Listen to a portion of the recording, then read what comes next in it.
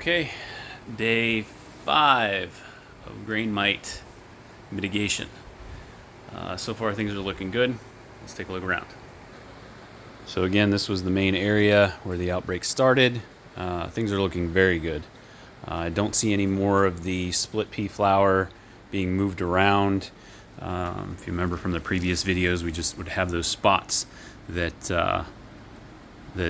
all of that grain had gotten like spread out, right? And so like these here are our footprints. This is us walking.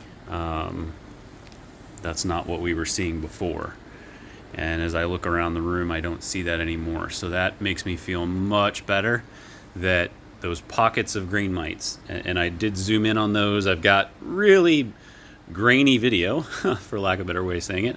I do have really grainy video of those mites moving in those areas, and now that the split pea flour is in there, I'm not seeing that anymore. So that's a good sign. These were the affected trays that had mites on them, on the bottom 2 trays. I'll do a close-up of those, but I'm not seeing any major movement. Things are trending in the right direction on these guys. I'm going to keep an eye on them and keep them sequestered, probably for another several days, if not longer. But I'm not seeing any grain mites there. I'm seeing some spider webs I need to take care of, but looking good on grain mites. So I think the containment did well. I did as best I could. Like, one of the things that sort of frustrates me is I know that these grain mites can move on vertical surfaces, and so I did the best I could with creating that over there and going that way with it. But if they were on the wall, for example, I don't have a way to stop that. But I didn't see them get that far. Where I saw them was right here in the center, so that's where I paid attention to things, and I kind of tracked them.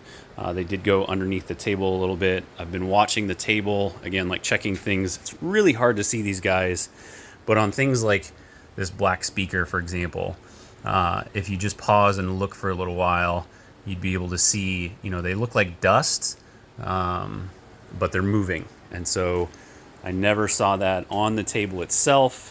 I saw it down on the wheel, but I never saw them migrate upwards. So I took some time and looked at the legs of this table, and never saw them there or up on any of the trays here on the table that have been here the whole time.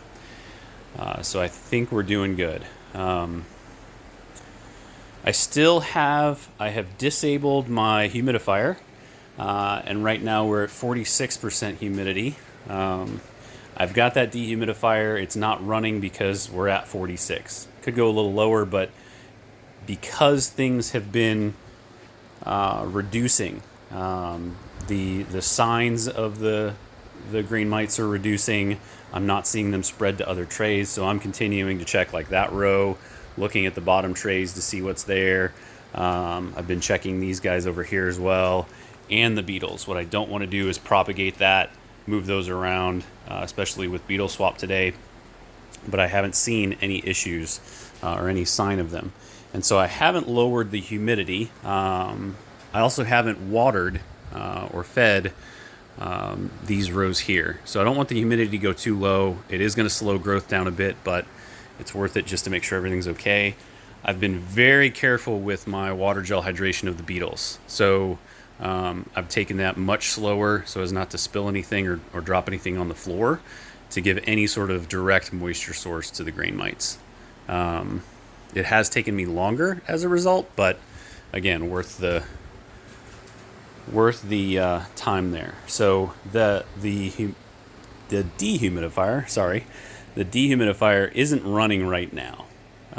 If I were to see signs that they were continuing to migrate, continuing to reproduce, continuing to be present, I would lower that humidity down and aim for somewhere between 30 to 35 to really tackle that. But so far, I think we're okay. What this will mean longer term is slowdown in growth. So in about 2 months, I would expect a little bit lower inventory potentially. Just depends on how they respond. We could probably make up for that by putting in some more hydration. So instead of like right now, we're hydrating 3 times a week. Once these things are squared away, I'll ease back into my hydration routine for the larva.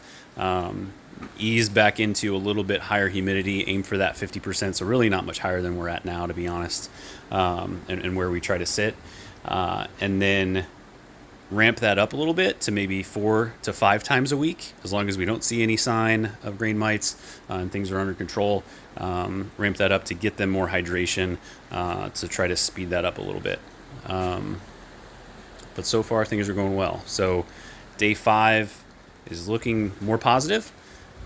Continuing in that trend of them being taken care of. I'm going to continue to leave this split pea flower on the ground. It is a slip hazard, so we've just kind of slowed down, taken our time. That's one of the things that I don't like about it, but it's worth it because it is doing its job. So we'll check back in tomorrow.